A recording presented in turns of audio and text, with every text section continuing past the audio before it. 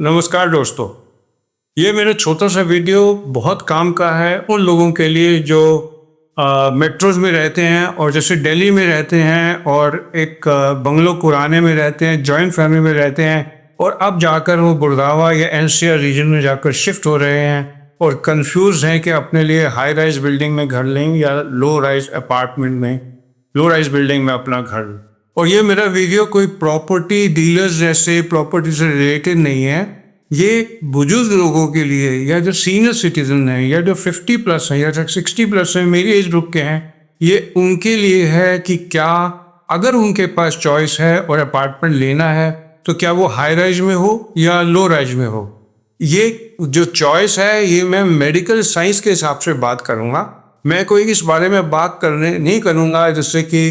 Property dealers कहते हैं कि ऊपर धूप ज़्यादा हो गई या गर्मी हो गई, टॉप फ्लोर में ऊपर से धूप आएगी या ऊपर से व्यूज ऐसा मिलेगा या पोल्यूशन लेवल पे बात होगी या ऊपर कबूतर आएंगे नहीं आएंगे, आपको इन बातों से ये सब अलग होगी। और अगर आप सीनियर सिटीजन हैं और आप बाद में दिल्ली को छोड़कर एनसीआर गुड़गांव में जा रहे हैं, ग्रेटर नोएडा में जा रहे हैं, नोएडा में जा रहे हैं, और अगर आपके पास चॉइस है, अगर आपने अपार्टमेंट लेना है वो लो राइज में हो हाई राइज में हो,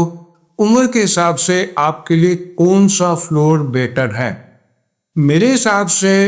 आपको, मेरे विचार में, अगर आपको पास चॉइस हो तो हाई राइज बिल्डिंग में अपार्टमेंट को आपको अवॉइड करना चाहिए। कारण,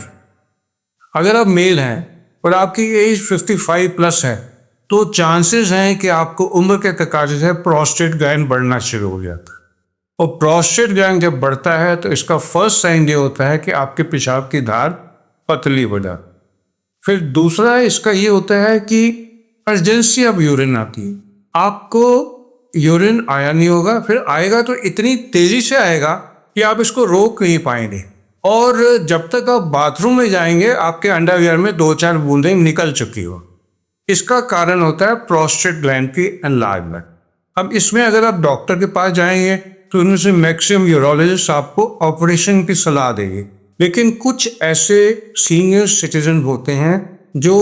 उन दवाइयों में जो चलती रहती है जो प्रोस्टेट के अंदर से ओपनिंग को खोल देती हैं जिससे कि यूरिन की धार बनी रहे और वो ऑपरेशन अवॉइड करते हैं। लेकिन ये बात तो रहती है ना कि उनको यूरिन की अर्जेंसी रहती है। तो ऐसे लोगों को अगर यूरिन आता है और वो हाई राइज बिल्डिंग में रह रहे हैं और अगर वो अपनी कार में हैं, जब तक वो कार को पार्क करेंगे, लिफ्ट की वेट करेंगे और लिफ्ट के आने के बाद वो 10वीं 15वीं 20वीं मंजिल तक जाएंगे, तो आप इमेजिन कर सकते हैं कि उनकी कंडीशन कितनी अनकंफर्टेबल हो जाएगी। और ये भी नोन फैक्ट है कि अगर आप यूरिन को रोक के रखते हैं आने के बाद भी बावजूद भी तो यूरिन इन्फेक्शन का चांस बढ़ जाता है और अगर आप हाइपरटेंसिव हैं तो आपका ब्लड प्रेशर बढ़ सकता है। दूसरी होती है ऑस्टियोआर्थराइटिस नीज।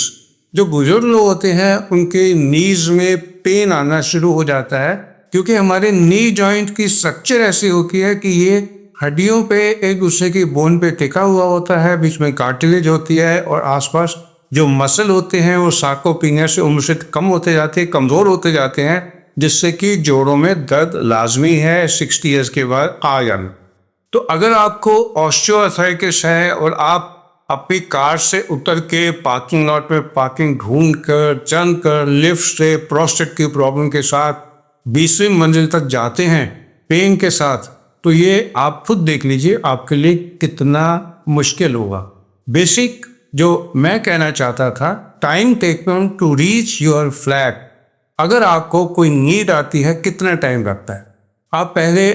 अपने पार्किंग में जाएंगे, वहाँ से लिफ्ट तक जाएंगे। अगर आप लकी हैं या आप एक अच्छे फ्लैट कॉम्प्लेक्स में रहते हैं, एक लिफ्ट एक ही फ्लोर के पे जाती है या 2 फ्लोर्स के लिए 2 अपार्टमेंट्स के लिए एक लिफ्ट है, तब तो ठीक है, वरना लिफ्ट के आने में और पहुँचने में आपके 5 मिनट से 10 मिनट तक लग सकते हैं। फिर इसका मतलब है आपको लिफ्ट पर डिपेंडेंसी हो गई। और आफ्टर कोविड हम सब जानते हैं कि एक लिफ्ट के अंदर का एनवायरनमेंट इन्फेक्शस हो। अगर हम ये जानते हैं कि जो ओपन टीबी के केसेस हैं वो काफ़ी हद तक इंडिया में 1 आउट ऑफ 12-13 लोगों को हो सकता है। जो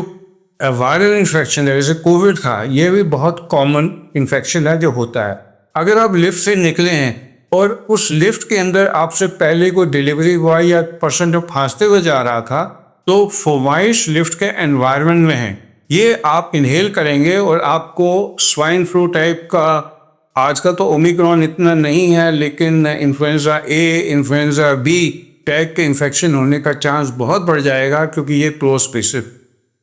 तो इसलिए आपको हाई राइज अपार्टमेंट को अवॉइड करना चाहिए। एक और कारण जो मेरे दिमाग में आता है वो है डिप्रेशन,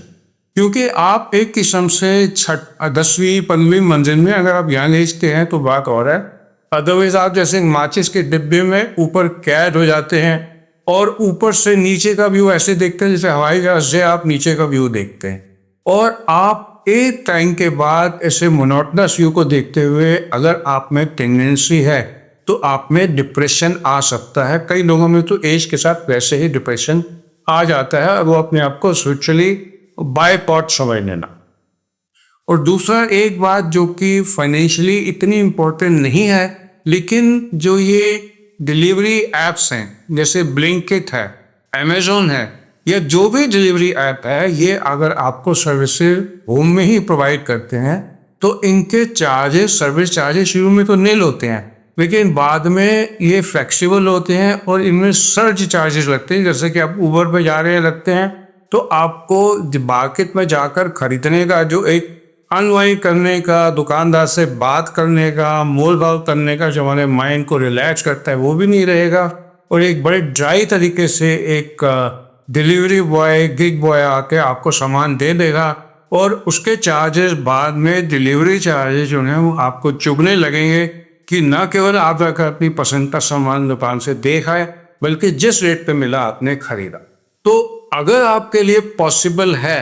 तो मैं तो सजेस्ट यही करूंगा कि आप लो राइज में घर लो, ताकि आप जब चाहो नीचे उतर सको। हाँ, इसमें एक बात और है, भगवान ना करे कभी कोई क्राफ्टी आ गई, कभी कोई प्रॉब्लम आ गई, किसी कॉम्प्लेक्स फ्लैट में कहीं आग लग गई, कभी अर्थक्वेक आ गया और आप 16वीं मंजिल पर हो, तो आप सबको मालूम है कि जब आग लगती है तो आपके लिए लिफ्ट का यूज करना मना होता है। तो आप इमेजिन करो आप 16th फ्लोर से नीचे कैसे उतरोगे। अगर आपकी उम्र 25, 30 पर 40 तक है तब तो आप दौड़ के उतर सकते हो, लेकिन अगर आपकी एज जो है 70 साल है, 75 साल है, 65 साल है और आपको ऑस्टियोआर्थराइटिस है, तो 25 मिनट तो आपको सीढ़ियाँ उतरने में लग जाएगा। और अगर आप हार्ट के प्रोन है तो आप अपनी डिफिकल्टी समझेंगे। तो इसलिए मेरे ये विचार है जो मैंने सोचा आप सबको बताऊं। अगर आपको इनमें से कोई भी पॉइंट ठीक लगा तो